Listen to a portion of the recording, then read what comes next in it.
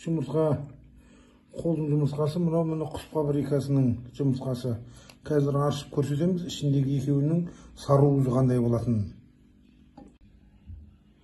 Мынау қолдың жұмыртқасы, міне көріп тұрсыздар, үлкен көлемді болады.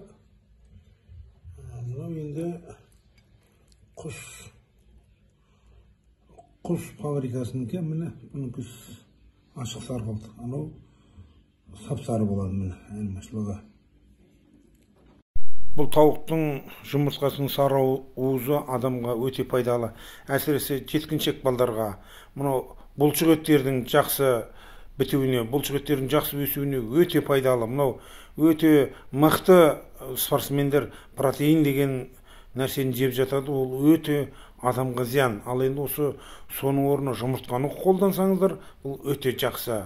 Сонан соң бұл тауықты адам келіп шаршаған кезде қарап тұрсаңыздар, барлық адамның негатив деп айтып жатады ғой, соны алады, содан демаласыз. Мен өзім солай жасаймын. Жұмыстан, жолдан шаршап келсем, осы тауықтарға қарап, қалада тұрған кезімде тауық жоқ болса, мынау саябақтарға барып, түрлі жерлерде. Міне жұмыртқа үлкен болады, қолдыңқы. Мынау құс фабрикасының кішірек болады.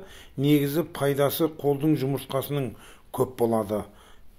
Мынау қанша дегенменен құс фабрикасында атеш баспайды ғой.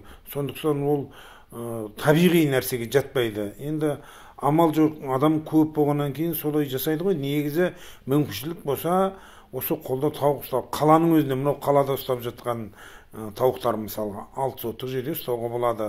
Біздің ағайымыз болушы еді, сол ағайымыз айтқан бізге, біз енді бала кезімізде дене шынықтырудан сабақ беретін, бәрімізді қатарға тұрғызып қойып, кімнің үйінде тауық бар, бәріміз біздің үйімізде тауық бар дейміз. Онда азанда 2 жұмыртқа түссе, кешке 2 жұмыртқа жесеңдер, бұлшық еттерің мықты, өте жақсы болып өсесіңдер деп. Содан бері мен осы жұмыртқа жеуді әдетке айландырғанмын. Бұл жұмыртқаның күштілігі адамға сондай пайдалы. Керек десеңіз, менің анам қозылар жетім қалып жатқан кезде сиырдың сүтіне осы тауықтың саруызын салып, емізікпенен қозыны емізетінбіз. Сонда мен сұрағанда анам айтушы еді, балам, жілік майы тоқ болады. Жілік майы тоқ болған соң, ол қозы ертең аурушаң болады. Адам да дәл сол мал секілді, организміміз туры ұқсас болады біздің. Сондықтан осы жұмыртқаны қайнатып жеп, әсіресе қайнатып жеген дұрыс. Қуырған кезде онша күші болмайды, қуырып та жеуге болады. Көбіне қайнатып жеген дұрыс.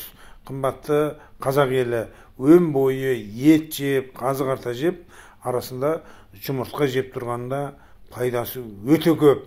Мынау адамның бұлшық еттерін бұл жақсы ұстап тұрады. Мынау жас балдар, әсіресе қазір уақытта жас балдардың бұлшық еттері өспей, дамымай қалып жатыр ғой. Осы балдарға осыны жұмыртқа жегізсеңіздер, балдарыңыз жақсы, денсаулығы мықты болып өседі.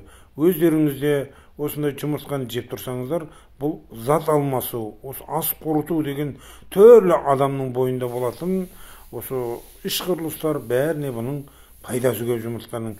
Әсіресе шаршап келген кездеріңізде барып қарап тұрсаңыздар, жемін шашып, қыты деп қақ деп атқан кезде адамның шаршаған басылады. Міне қымбатты тыңдармандар, қазақ елі бай болсын, дастарханы мол болсын, әр уақытта қазақ елінде тек жақсылық, қуаныш, береке, мереке болсын. Ал енді келесі видеомызды салғанша сау, саламатта болыңыздар.